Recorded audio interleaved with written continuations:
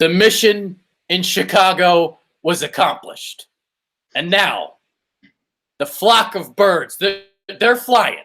There's a breeze heading southeast to New Orleans. Those birds, they're going to make a statement on Sunday. Let me tell you, anybody who's doubting them, just keep it quiet. James Worthington is here. I am Adrian Fedke. Let them doubt. We're going to go in there, and we're going to go and beat the Saints.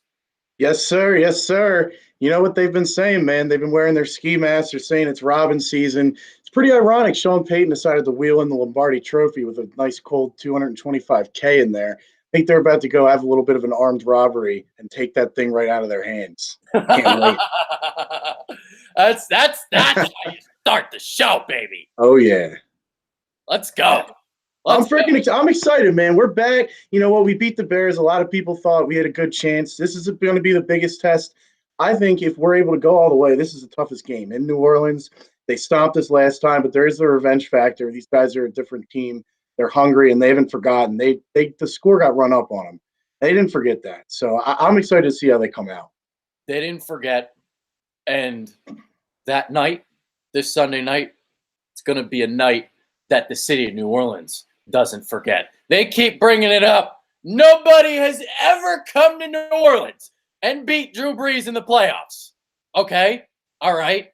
But you guys are scoring 15 points per game less than you were when you spanked the Eagles when it was 48-7. So in those first 11 games, 37.5 points per game. The offense was a juggernaut. It was a machine. But then they played Dallas. Dallas laid the blueprint. And in the 5 games after that, it was 22.4 points per game. So rather kind of pedestrian there with the offense. They're playing like, it's December now. They're starting to kind of skid a little bit. The Eagles obviously are heading in the other direction and coming off this high, beating Chicago at the way that they did with Nick Foles leading the way on that game-winning drive. I mean, that was unbelievable. He does it again. Did you ever have a doubt? 5 minutes left. He didn't play well, and he goes and gets the job done anyway. I mean, honestly, the game had the feel like, at least for me, that we were going to pull it out somehow. I don't know how. I don't know why it felt like that, but it did. And I know some of the players said that too. I mean, you might say, what else are they going to say? But I think they legitimately meant it. I mean, he drove us down the field. We were, I get, like a centimeter away from taking a 3-point lead too. We almost got that 2-point conversion. He didn't play that good, you're right, but when it really mattered, he stepped up. He made some big completions. He moved around in the pocket when he needed to. I mean, the guy's – he's ice cold, man. He's got ice in his veins. It's crazy. It was a hell of a game. It was a really low-scoring game. I was pretty close with the score there. Yeah. We knew it would be hard fought, but it was good, man. They won. They won a physical battle. This game's going to be a little bit different. I think it's going to be a little more high-scoring, but I think they can play that kind of game as well. So here's the interesting thing about this game and this matchup. Because normally this matchup favors the Saints, and it favors them very favorably. I mean, they got the kryptonite to beat the Eagles' defense, the quick passing game, get the ball out lightning fast. But if there's a time to play the Saints, if you're the Eagles, it's right now. Out of all times, it is right now. It wasn't in Week 11 when the Saints were peaking. The Eagles are peaking right now. This is the best football they've played all year. And the Saints, meanwhile, I mean, they haven't played in a couple weeks. Drew Brees has been, since that Week 11 game. We'll see. I mean, they're definitely fresh. They're healthy. Whether they come out sluggish or not, they could. We'll see. I do tend to trust Drew Brees' leadership, Sean Payton. They've been there. So I expect they'll be ready to play. But you're right. I mean, they might have peaked back when they beat us 48-7. You're right. Dallas laid the blueprint out, and they really haven't looked the same offensively. And we're killing it. We're playing the best football we have all year, and that's been starting up front. The O-line played phenomenal last week. The defensive line played great last week. I mean, having Timmy Jernigan back in there has been huge for Fletcher. And I think that's, again, like I always say, it's where it's got to be won this week, man. If they can get some pressure on Brees up the middle, he's a little bit shorter, kind of crash on the outside. If we just play coverage for 2 to 3 seconds, get him off his rhythm a little bit, man, they're a timing-based offense, and that's where we can kind of see some advantages there, I think. Yeah. So, I mean, obviously, Drew Brees, he's been very impressive inside the Superdome in the playoffs. But, we'll see, because again, the Saints offense hasn't been the same. And in terms of the numbers of Drew Brees, from inside the pocket, he's the best in the NFL. Leads the NFL with 118.7 quarterback rating, completion percentage is 77%. But outside of it, that number drops to 83.4, 24th in the NFL. So a little hat tip to Jaws with the facts and the stats there. So what does that tell me? Well, that tells me you got to get penetration quick with the interior of your defensive line. That means Fletcher Cox. That means Timmy Jernigan. That means Michael Bennett. And if you can maybe beat this Saints offensive line, because they're very good at tackle. They've got 2 second-team All-Pros, Teron Armstead, Ryan Ramczyk. Those guys are studs. Max Unger, great center. But you look at the guards, Andrews Pete and Larry Warford on the other side. I mean, look, still pretty solid. It's the playoffs. It's the number 1 seed. But Fletcher Cox has been on a freaking tear. I mean, you want to talk about some deep penetration. Nobody is getting deeper penetration right now than Fletcher.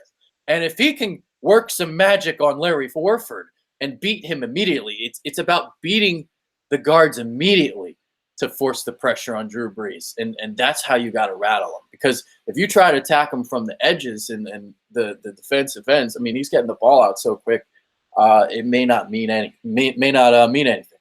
Yeah, I mean, and the tackles, like you said, are the strength of their offensive line. If we're not getting pressure up the middle, Brees can step up in the pocket. We get pressure up the middle, obviously he's going to have to roll. He's not that mobile. He's old. He's probably going to still in the back of his head trying to protect himself. I mean, that's where we got to do it, man. I mean, we've seen this defensive line dominate Dallas in the past, who has a great offensive line. They're definitely better this year. They're a little down last year, but 2016, I mean, we took it to them for a while, so they're capable of it. Fletcher, when he has his game going, is a freaking animal. He tosses people. He's like double their size. Like, it's crazy. And I mean, what a signing Michael Bennett's been, man. Some people were worried about him. Wow, I don't know where we'd be without him. He's honestly, he's been absolutely phenomenal for us. I think this D line, with this mojo going, they're having fun again. I think they're going to have a good game. I do. Yeah, and even when you look at Brees, as I pull up his numbers from Pro Football Reference, so we look at his last 4 games. So he threw 4 touchdowns against Atlanta in Week 12, and then after that was the Dallas game, and touchdown and interception.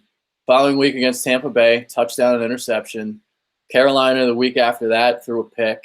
No touchdowns. And then against Pittsburgh, he threw a touchdown with no interceptions. So you've got a guy in Drew Brees in his last 4 games threw 3 touchdowns and 3 interceptions, where prior to that, he only threw 2 picks all year. And I'm just quickly totaling up the touchdowns here, 16, 18, 21, 24, 26, 29. So 29 and 2 in 12 weeks. And after that, 3 and 3. So what happened in that Dallas game was this. So it was physical cornerback play with going against Michael Thomas. And unfortunately, that's going to be a situation here. You're not going to be able to do this with the corners. Avonte Maddox is better off. Rasul Douglas, I mean, look, he's fighting valiantly. He's been a good corner, but I don't know if he's going to be matching up against Michael Thomas either. So that's going to be the key with the penetration. And then the other thing is with Kamara, you got to have great linebackers. And saw the athleticism on display with Dallas, Leighton Vander Esch, and Jalen Smith. And then against Carolina, it was the same kind of deal with Luke Kuechly and Thomas Davis and even Shaq Thompson, those guys limiting Kamara. So you look at Jordan Hicks and Nigel Bradham, I'd say they're a step below from those linebackers, but definitely nothing to be ashamed of here. Good linebackers, obviously, with Bradham and Hicks. So we'll see if they can limit Kamara as much as possible. Yeah, I mean, limit is the key word because he's going to get his, and I think especially against a defense kind of like ours, I got to agree with you. I mean, we don't match up particularly well with him, but I do have to say one thing, man. Bradham played out of his mind last week. I mean, It was nice to see him playing physical and like pissed off again. That was nice. He needs to play like that again. Yeah, no, he needs to play like that every week until we hoist that second straight Lombardi trophy because that's what it's going to take. And, you set the tone like that on defense early. He gets a big clean hit on somebody, no flag. That's what we need, man. We got to play these guys. We got to be physical. We got to get them out of their comfort zone, start quick. That's what it's going to take on the road, man. Because it's Superdome, it's going to be loud. They're comfortable there. Like you said, they've never lost in the playoffs. So, you know what, though? I don't think I've ever seen a backup quarterback do this in the playoffs this consistently either. So, I can't wait, man. Honestly, man, what is it, like 24 or 48, probably 44 hours till kickoff, and can't go fast enough, man. I'm ready. That's about where we are. We are 47 hours and what, 56 minutes? We're 40. It's 43. It's 4:40 kickoff, right? So 52 minutes. Yeah. Can't wait. Can't wait, like Bart Scott said. Yeah. So I'll ask you this question: does it worry you that Avonte Maddox was getting beat last week like he was? Definitely a little bit, man. He sometimes and a lot of times guys come into the league and they're good, and Avonte Maddox is a stud. But teams, they get a read on you, they get film on you, they figure it out, so you have to adjust. I think a lot of times when you're young, it takes more than 1 week to kind of break bad habits and adjust. So the double moves, and he was getting beat a little bit late in that game. It does concern me, especially if he's going to get matched up with a route runner like Michael Thomas, one that's a veteran that's been in the league a while. It's definitely concerning, and I think that Jim Schwartz would be a fool not to at least give him a little help early to see how he reacts. Because I'm going to assume he's going to be the one on Thomas. I would think. Yeah. I've got a gut feeling here, and I'm gonna make a bold prediction. The last time I made a bold prediction this bold, it was in the NFC Championship game, and I was spot on about it. So we'll see if I'm going to be right again. All right. So I think Michael Thomas is going to obliterate Avonte Maddox. I'm talking like 2 touchdowns maybe. But there's something about the fight in the dog of Avonte Maddox. He is not leaving New Orleans without making his impact on the game. So he's going to give up 2 touchdowns. But you know what he also is going to do? Because he's been close, and he's been waiting, and he's been lurking, and he's been Johnny on the spot. You know what he's going to do? I'm saying pick 6 Avonte Maddox on Sunday. That's how he's going to make up for the 2 touchdowns. How about that bold prediction? I mean, I think it's the pick 6 is bold, man. It's bold, but the I guess logic behind it, I can see it because I thought a couple times last week when I saw him jumping, I thought of Asante Samuel, at least in terms of that and his aggression. So, guys like that, they're going to get beat, but they're going to make big plays. And you're right. He was close a couple times last week. He's been close. So I don't think it's that far-fetched, but the pick 6 is bold. Now, I could see him getting a pick. Pick 6 is bold, but, hey, man, you've been on point, so I hope it happens. Well, Breeze has just not impressed me in the last month. Mm-hmm. And if he's playing like that again, now it's the playoffs now, so it's different. I mean, like it's kind of like hypocritical to say like the last month he's struggling, but I mean in the playoffs at the Superdome his numbers are pretty high. So the question is, it's like, is he slowing down because of his age, or is he slowing down because the motivation was lacking at the end of the season because the team was pretty much had the lock. The number 1 seed in sight.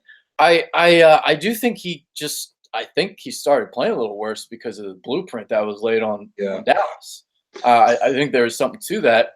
So we'll see. So I think it's a mixture of the blueprint and him getting a little older. Yeah, I definitely think it's a mixture and a little lack of motivation. But he has had some time. Like I'm sure he was banged up. I'm sure he was banged up too, and he's had some time to heal up because nobody makes it through a season 100% healthy. But you know what, man? You're like you said, it's still Drew Brees. I think they realize that Dallas laid the blueprint too. I talked to my buddy. I was like, who do you think they're gonna, maybe prepare a little bit more for, Chicago or the Eagles? And we were kind of thinking the Eagles because we thought they'd win. But at the end of the day, if that blueprint's been out there and that's what's been giving them issues, that's what they're going to focus on that first week before they know who they're playing, is trying to make adjustments to beat schemes like that. So I think the extra time for someone like Peyton and Drew Brees is going to be very beneficial. I think the halftime adjustments in this game are going to be huge. Yeah. And, you made a good point, too, about – and this is something Nitro Freak brought up earlier in the show before about starting off hot because you got to get the crowd out of it. And I think that is important. And this has been a team that, even though they've gotten off the starts better recently, it hasn't been like that all season long. So you don't want to start like in a 14-3 hole. Like the Saints to just score on their first two possessions and you settle for field goals or something. You can't. No, you got to come out slinging. You got to score a touchdown, like basically on your first drive. I mean, yeah, if we get a 14-3 hold to New Orleans on the road, man, that's going to be tough to come back from. Not coming out of that. No, I don't think so. And that's why I think we're going to see a little bit more of the kind of like the Super Bowl and NFC Championship type play calling, at least at first. I think Doug's going to have something up his sleeve. Because, listen, we're the 6th seed. Nobody expected us to be here. We have the Foles again back up. The only people that believe this team has it are the fans and the players. So you know what? Go back to we all we got, we all we need, all that. I think all that's back. But we still, man, like everybody expects the Saints to win. So go out there and just see what happens. Last year it worked. So I wouldn't be surprised. First or second series, we see something deep, like either a trick play or just a shot deep to Nelson or someone. I expect that. The Saints have 49 sacks in the season. So I think that's like top 5 or something. That's pretty good. But they're also dead last in the NFL in defending the deep pass. They are 27th in passer rating allowed. They are very good against the run, number 2 in yards per carry allowed. So I think this game plan is going to look a lot like the Texans' game plan. And Texans, that was a team that finished the year number 1 in yards per carry allowed and was also very bad in the secondary. So this is like a lot like, this Texans game. They put up 32 points against them. Nick Foles for 478 yards, I think it was. So I agree with you. I see some deep shots. I see them throwing the ball. So I mean, they're going to try and run it still, I think. But I think the ratio will be a little bit more out of whack than it was last week. I think they're going to try and sling this ball around. Yeah, I definitely agree with you. And I saw that tweet you had earlier. I totally agree with that. I thought it was good with the Houston game plan. And I also saw something. I think Foles' rating in the dome. I'm sure all quarterbacks are better in domes, but his rating's like 115 in the domes. So you know what, man? If we want to sling it, like he's done it in domes before. So I definitely trust him to have a good game. Foles' deep ball. I mean, I think I've been so impressed with it. Last year, I kind of thought it was a little bit like, okay, he's hot. That's why it's so nice. And this year, been on point pretty much all season every time he's played. So you know what, man? Take the shot. Take it deep. Even if we miss it, you make him have to guard against it for the rest of the game. And again, if we're not aggressive, we ain't going to go in there and beat him. So you just go out there, be aggressive, and we have the best coach in the league for that, man. Doug EP. He's got some big balls, I'll tell you. I am expecting Dougie P to take a lot of bites of the apple. I love it. Yeah, dude. Eli Apple has definitely struggled this year. I would hope we attack that. I would hope so. It makes sense. So we'll see whether they try and get Alshon kind of singled up with him or what they do.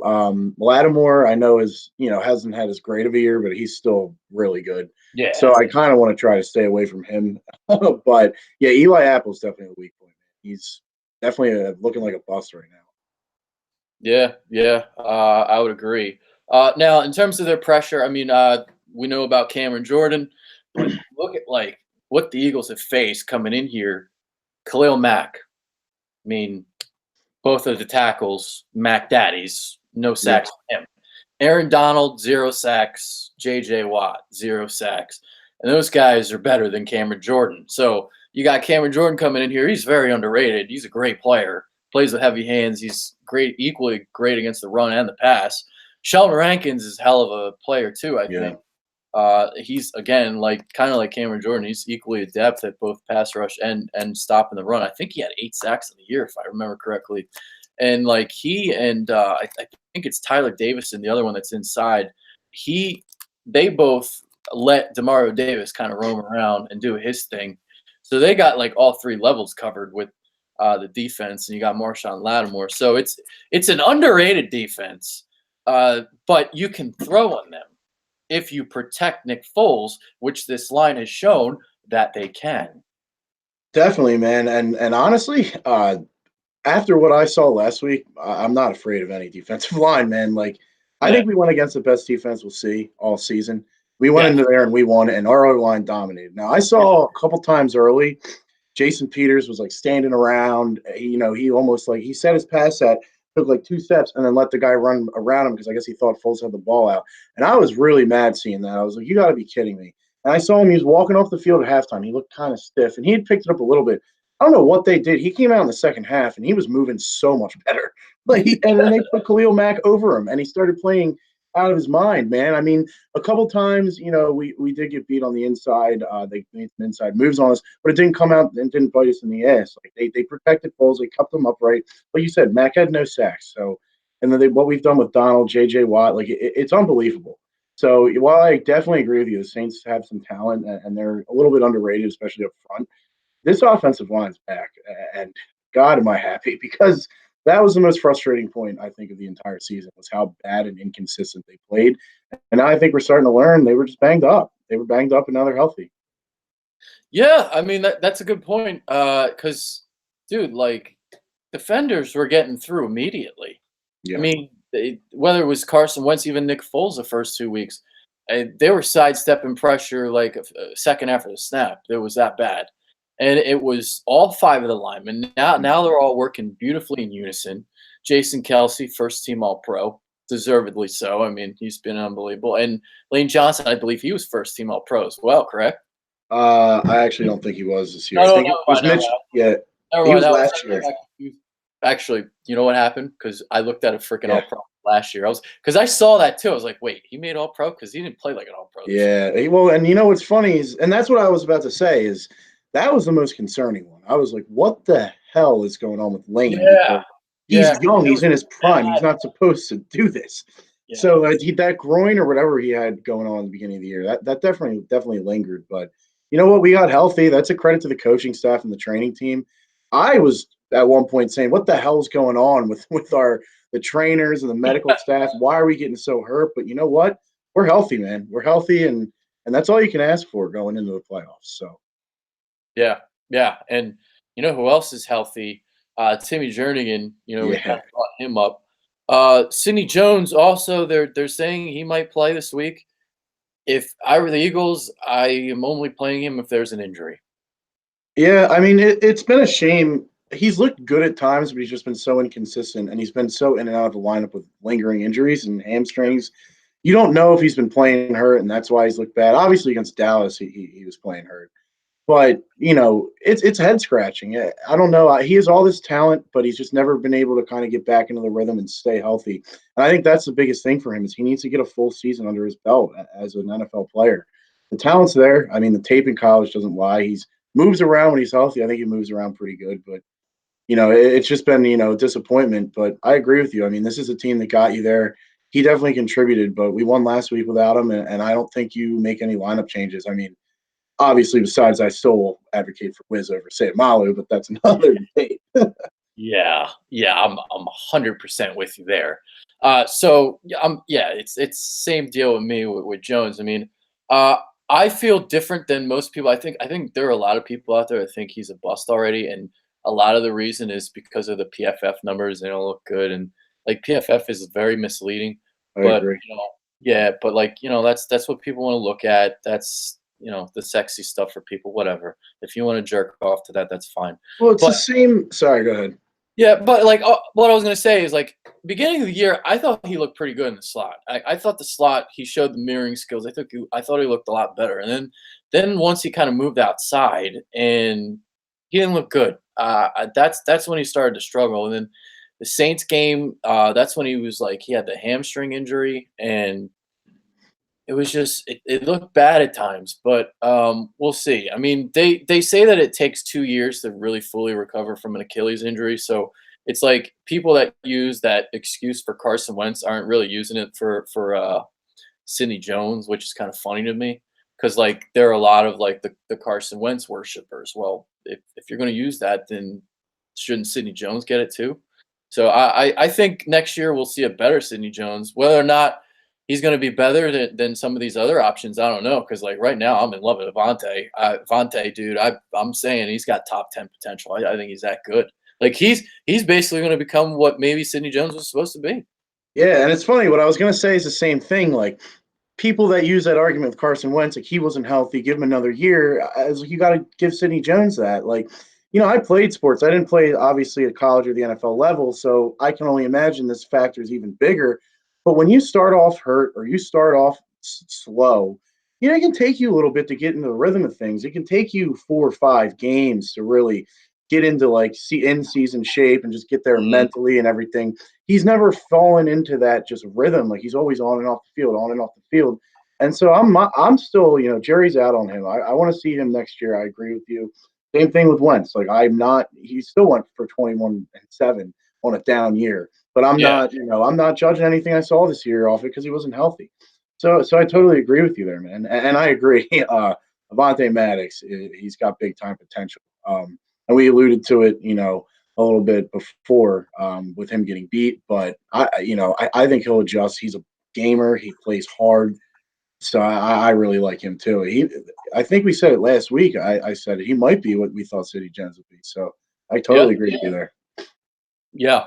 So I'm going to run some Nick Foles numbers by you. I've run some of these numbers already during the week, but I'll run them by you just to show you how staggering they are. So in his career in the postseason, he's now 4-1, 10 touchdowns, 3 interceptions, quarterback rating of 105.2.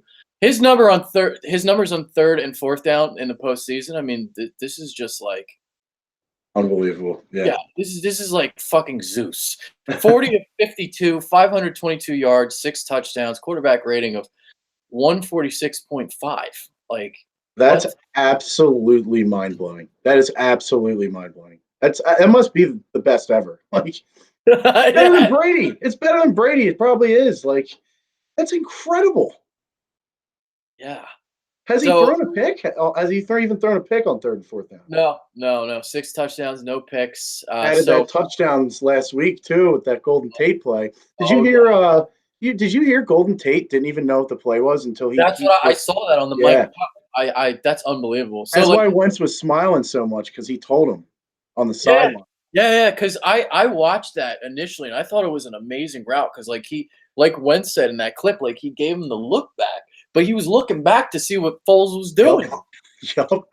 It's unbelievable, man. And that just goes to show, like we both said about Tate, he's a pro. He's good. He's savvy. He's very good with the ball in his hands. He's a vet. There's a lot of players in that situation. They don't know the play. They're freezing up or they're panicking. He didn't panic at all. He read Foles and he did exactly what he needed to do. And I honestly made that trade all worth it, man.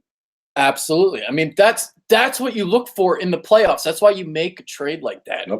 In that spot when it matters most. I mean, you're looking for matchup problems. And the matchup problem against Chicago was Sherrick McManus, their slot cornerback. You use the trade, you use Golden Tate to your advantage, even though he didn't even know the fucking play. He went and scored the touchdown anyway. So, and it was a beautiful route. And obviously, like football IQ, if your quarterback's sprinting to the right, well, most likely you probably have to run a quick out route. So he knew it, and he scored the touchdown. That was a beautiful throw by Foles. Yeah, I was going to say, what a throw. If it's any bit in place any differently, it's either a pass breakup or he's overthrown him. Yeah, and to see, like, the red zone angle, on the all-22, to see him just, like, flip it underneath Leonard Floyd. Around. That was crazy, man. Like, it's unbelievable. I love Nick Foles, man. Like the guy, I build all the statues you want of him because the guy's incredible. Like, he's incredible. I don't want to see him leave. Like me neither. It's funny because like I was the fuck that wanted to trade him during the offseason. I mean, unfortunately, I still do because I think that's the only option. But that's a topic for. I mean, last offseason. Oh yeah. Oh, I mean, I did too. And you know what? We wouldn't be here without him. So he's owed whatever he gets, man. Whatever happens. We got to do right by him, though. Yeah, and during his press conference, Doug Pederson explained why Foles is so good on third down. I mean, I talked about those numbers. One of his strengths, as we've said, is he plays that point guard. He wants to distribute that ball and put it in his playmakers' hands. I'll tell you this, one of the things, we're better on first and second down too. So our third downs have not been not quite as long as they were early in the season. That's a benefit to the whole operation. So it does make it a touch easier to complete a shorter pass or run the ball in some of those situations, which we've been able to do. From Nick's standpoint, just managing that on third down, great communication with Jason Kelsey on protections. If we're going to run left and we need to run right, all that stuff has been ironed out. He just manages that well. That's what he's doing. So I agree with that, because like if you remember earlier on the season when the offensive line is struggling, so not only are you not gaining the yards on the ground, you're getting sacked on first and second down. That's leading to third and long, and you're having holding penalties because your offensive line is not playing well. So to Doug's point there, yeah, I agree with that. Yeah, and I mean that's why the offense looks like it has so much more rhythm now, because we're not getting sacked, we're not taking penalties, we're not getting negative plays. Occasionally we have the negative run play, but that happens to all teams. They're in a rhythm. Like the offense has a rhythm, and that's what we've been looking for all year. And it's a testament to the offensive line. It's a testament to the play calling, and most of all, Nick Foles. And I got one more quote from Doug. So he talked about, what do the Eagles need to do in order for the game to not snowball again? Because if you remember, like the game was somewhat close for like a quarter and a half. Yeah. And things just exploded. So here's what he said. He said, we have to convert first downs on offense, be the best we can defensively, 3 and out to start fast. We kind of talked about that. I think offensively, we've done that a little bit better here down the stretch. We've been able to get points off our first drives. Defense has done a nice job of getting 3 and out early, 6 plays and out on the punt, getting the ball back to the offense. Listen, those are the things we do every single week. We try to do that every week, not just in this game. The importance of this game, because it is a one-and-done type deal, probably is a little bit more important. Yeah, sure, Doug. It is. Of course. I can't believe I read that at the end. But, I mean, seriously, that's what we did good last year all through the season, starting from game one. We were good on third down, red zone, and we started quick. And that's what we've gotten back to. Say what you want, Super Bowl hangover, whatever. People want to blame it on the quarterback before Foles was in, whatever. Football is a team sport, okay? So, Wentz was under duress all season because the line was banged up, which screwed our offensive rhythm up. The defense was on the field too much, so they got tired late. Now we're back to playing the football that we played last year, and that I think is going to be Eagles football for at least the next 10 years. And it's awesome to watch. As a football nerd, this offense, when it clicks, it's beautiful. When the defense gets after it, it's beautiful. So we're back to it, and speaking to that, they're going to have to do all of that even better than they've done at any point this year. So we'll see. Yep. Just quick tidbits here on the Eagles running game going against Saints run defense. Now you don't really expect them to run the ball really like a bunch, right? It's like no, I mean because like 20 times, probably like 20 to 25. They'll keep him honest, but I think he's going to really open it up. Yeah. All right. So here are the stats and the nuggets here from my preview. Just four opponents atop the 100-yard rushing mark against the Saints. And guys like Todd Gurley. Oh, my God, I got a typo. I put Toddy Gurley. Toddy Gurley. What am I doing, Adrian? Toddy Gurley, Saquon Barkley, Ezekiel Elliott, Joe Mixon, Christian McCaffrey, all held to under 76 rushing yards. So that Saints run defense is really good. Rankins and Tyler Davison up the middle. You got Alex Okafor and Jordan along the edges. So those guys are studs all along the defensive line. And then you got Demario Davis, again, like I was talking about earlier, really roaming around freely. So there you go. In the first matchup, Eagles only ran for 58 yards, but Josh Adams did break off that long touchdown run, if you remember. Yeah. And I mean, that might be part of it because we fell behind too. But I agree. I mean, one, their run defense is good. It's probably underrated nationally, and people don't realize how good they've been against the run. Yeah. And two, it just goes back to the aggressiveness. Like, if we have success running the ball early, by all means, stay with it. But I just don't expect it. I think it's going to be enough to keep them honest, develop some play action, and they're going to start taking shots downfield, and they're really going to open up the playbook. I mean, with an offense as talented as New Orleans, I'm expecting them, to move the ball and put up some points on us. We're going to have to keep up with them. And on the road in the Superdome, that's going to be a fast-paced game. So, we can't really try and grind it out in this one. At least I don't think so. Yeah. All right. I guess just one more thing here. All right. So in terms of stopping the run, the Eagles allowed 4.7 yards per carry on the season, but that number is down to 2.5 yards per carry allowed in the last 4 games. So that first game against the Birds, let's see here if I can find the numbers. All right, the Saints carried the ball 37 times for 173 yards, 4.7 yards per carry. Mark Ingram had 103 yards and 2 touchdowns on 16 carries. Kamara, 71 yards on the ground on 13 totes. So there you go. It was very easy that first matchup, but again, like this Eagles run defense, ever since Timmy Jernigan's been plugged back in, it's been a lot better. Yeah, I mean, the D line's been getting after it. The linebackers are able, they free up the linebackers to kind of flow and really patrol the field. I just don't see them being able to run the ball too much on us. They might break a couple because we always kind of seem to give up some big plays here and there. But I don't expect him to be able to run it too much. Ingram's not going to get much, I don't think. He's kind of more of a guy I'm not too scared of. I think we can kind of out physical him and the O line, but it's going to be Kamara in space, getting into the outside. We're going to have to really eat some blocks and get those linebackers freed up. Malcolm going to have to play great again. He's been great all year, and he's going back to his old stadium, his biggest one of the season. I think he's going to play out of his mind. I could see him stuffing Kamara on a couple early, which will be nice.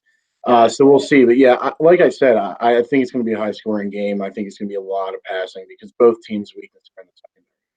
Yeah. All right. Yeah. So we'll get on to predictions right now. And, there's a point I forgot to bring up, and I should have brought it up very early on. So it's obvious that you're going to have to finish drives with touchdowns. Yeah. And not score field goals.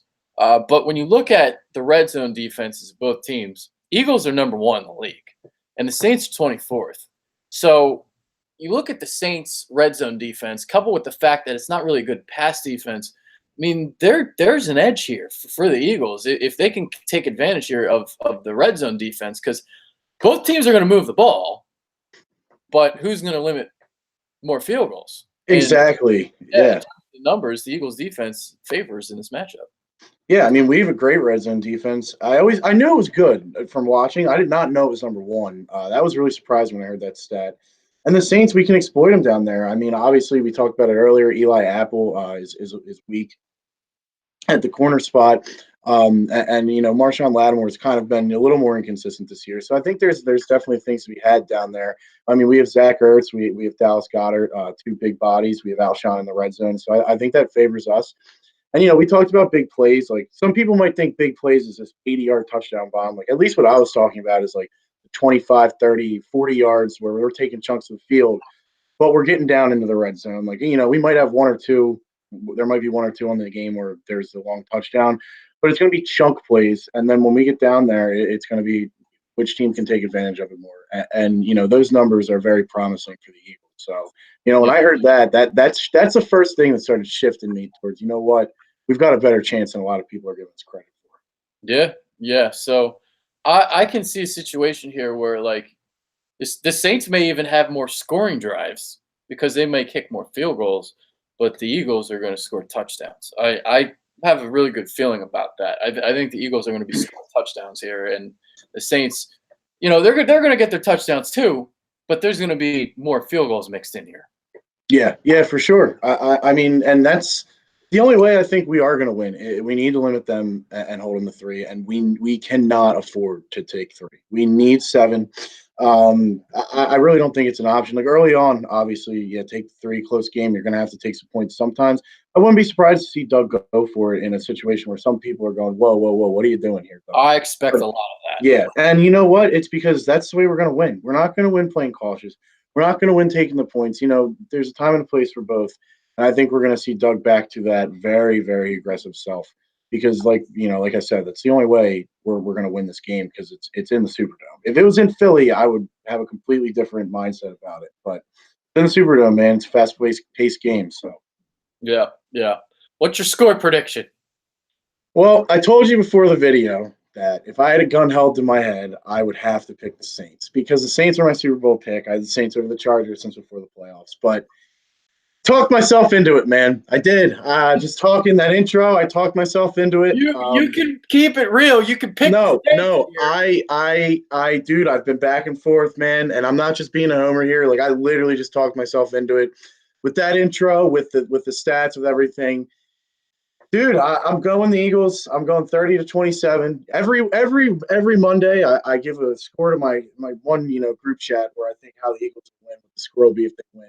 I said 30-27. It just kind of felt right. It's going to be a high scoring game. But yeah, there we go, man. I did it. It's the only game where I was back and forth on all week, and I really didn't have a definitive pick. But I'm going Eagles, baby. Going Eagles, 30-27. There it is, baby. All right. So in terms of like the more scoring drives, I think the way it's going to play out, they're going to both have 5. All right. So but I got the Saints kicking 2 field goals and scoring 3 touchdowns. Eagles, I got scoring 4 touchdowns and kicking 1 field goal because Jake Elliott's going to kick the game winner at the end. Nick Foles is going to do it again. So here's what's going to happen. Drew Brees it's going to be 28-21.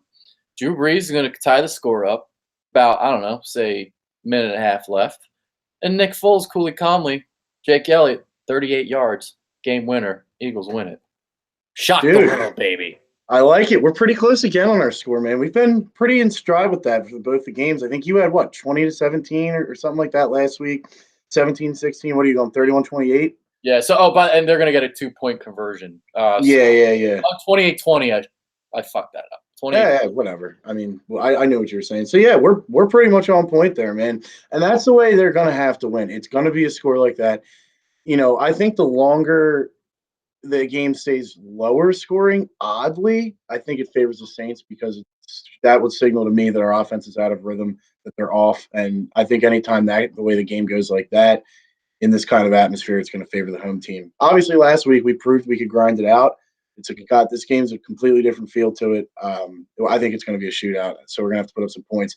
If we can win like that, and we prove we can grind it out, man, there ain't nothing stopping us. And we said it last week, the winner of this game is going to the Super Bowl. So this is real, man. This is real. This is it, baby. And the one thing I want to say too, real quick, it's a little off topic, but yeah. Do you realize what's going to happen if the Eagles win, the Rams win, and the Chargers and the Colts win? There's going to be 2 home games in the same stadium. Oh, wow. Yup. And you know how much the NFL doesn't like that, and you know how much the NFL helped Dallas, or at least the refs helped Dallas this year. So I'm going to be really watching that game close, man, because if Dallas wins, we have to win. They can't go if we're not going. And I think Dallas is winning that game. Yeah, I wouldn't be surprised, man. I mean, their defense is very good. And I'm biased, so I'm picking the Rams because I hate Dallas. That game's close. All of the games are close. Honestly, the game I feel strongest about is Chargers over Patriots. I think Patriots are going down. I think the Chargers are legit, man. We've been waiting for them for the last 2 years. Yeah. I mean, that game to me is like coin flip city because I don't know which Patriots team is showing up here. If it's this team I've seen like all season long, I don't think they're going to win. No. But this is Brady in the playoffs here. So if they press this reset button and then all of a sudden like start playing better because it's the playoffs, then I think they're probably going to go to the Super Bowl. Yeah, if Gronk gets healthy, then it's a whole different animal. But that's what I think we ended them last year. That's kind of how it felt. We'll see. I could be wrong. I'm always wrong. So who knows? I mean, the Chargers. I think Rivers is going to get at least one shot at a ring. That feels like a Super Bowl team to me. Yeah. Like right now, the way that they're playing, like they feel because Kansas City's kind of like it's kind of like the Rams and the Saints. Like they're kind of faltering a little bit. They're not putting up the points that they were. It's not as explosive. Mm-hmm. So I mean, I think they'll beat the Colts though. I know a lot of people are trendy picking the Colts to pull off that upset because Andy Reid historically in the playoffs. I feel differently though. I feel like the Chiefs are gonna pull that one off. But like I'm still torn on this Patriots Chargers game. Well, the only thing I can say about the Chiefs Colts is the Colts offensive line is playing unbelievable football, and Andrew Luck in the playoffs has historically been money. I think that game is going to be a coin flip. They're all going to be close, man. That's why this week, if I'm a betting man, I'm staying away from a lot of money lines, dude. I'm parlaying the spreads. Some of these spreads, I think, they're like the Eagles. I locked them in at 9 points, man. Yeah, I locked them in at 9 points. Chargers were 4.5. Colts were 4.5 or 5, and the Rams are 7. The Rams are -7. Yeah, dude, I'm telling you, these spreads. Last week, I thought the Bears that line was atrocious. The Bears Eagles 6.5. I was like, are you kidding me? Now 9, I thought was high. It's down to 8. I could see like 6 or 7 based on what happened. But dude, I mean, based on what we just said, these lines, go get yourself some money, man. Like if the line was 7, that actually makes sense to me. Yeah. Because if it's a shootout, like a 7-point lead actually isn't as much as you might think. Hmm. Because like if both teams are scoring touchdowns, right? Say 38-31 compared to say like 15-9, right? Yeah. Like 15-9, that's a big spread. Like you're kicking 3 field goals there, you're not scoring touchdowns. But 38-31, I mean, you that team that has 31 points can very easily score a touchdown, evidenced by the 4 touchdowns they've already scored. Yeah. So like a spread like that, I can kind of see. But 9 or 8, that's crazy. Yeah, I definitely agree, man. Yeah, when it opened up at 9, that's what I was just like, dude, are you kidding me? I jumped right on it. But yeah, I mean, I was 3-1 last week with my picks. Dallas game screwed me because I had Seattle. I But had that Seattle kicker, man, a lot of people made some money. A lot of people lost some money because they had to go for 2 at the end, and they covered. It was 2.5 points. And that saved me in my only parlay that hit last week. The Eagles, Chargers, and Seattle spread. So that was nice. But yeah, this week, dude, there's gonna be some good football this week. I'm excited, and obviously, it all ends with 440. Birds, Saints, baby. It's major. It's big time. It's major. I'm ready, man. I want another banner, just like that. Yeah. I gotta get the shrine back up for Nick Foles. Yeah, dude, you got to, because you got to do the same thing as last week. True, and I will be. The shrine will be put up. The candles will be lit, and hopefully nothing will catch on fire. Yeah, dude, I'm gonna be watching it here again. Probably. You remember that stupid magnet Eagles helmet thing that you saw? Yeah. Dude, last week I'm like, that's their Super Bowl. If that stops spinning, and it hasn't stopped spinning once. So let's go, man. Let's go. It's a sign from the Yeah, gods. exactly. There it Nikki is. 6, baby. Let's go. I'm excited. Can't wait. Yeah. You got a final thought? All I got, babies, go Birds. I think the winner of this game, like I said, is going to the Super Bowl. So you know what, man? If we pull this one out, oh wow, that's all I gotta say is wow. It'll be unbelievable. I can't wait. Wow. Yeah. Wow is right. I mean, and it's crazy because like they're an 8-point underdog, and I feel like they're gonna win. Yeah, and I mean, dude, and the one thing I'll say, I guess, comes to mind. The season's been, there's been a lot of downs. There's been a lot of low points. I know at one point I kind of closed the book on the season, but as soon as that happened, they started playing good, man. And you know what? Regardless of what happens Sunday, I think that at the very least they've given us another good season, and they made it to the final 8 after everything that happened. So even if they go out there and lose, I'm still super appreciative of the job they've done and super optimistic about our future. So yeah. Well, honestly, the season should have been over. yeah, But hey, thanks a lot, Kirk. yeah, wasn't in the cards, man. Wasn't in the cards. Thank you, Kirk, and thank you, Matt Nagy. Yeah. And thank you, Cody Parkey. Because if I was Matt Nagy, I would have much preferred to play Minnesota in the playoffs. Yeah. I would have rested everybody. I would have rested all my starters, said, sorry, Doug, I got to do what's best for my team. Let Minnesota win.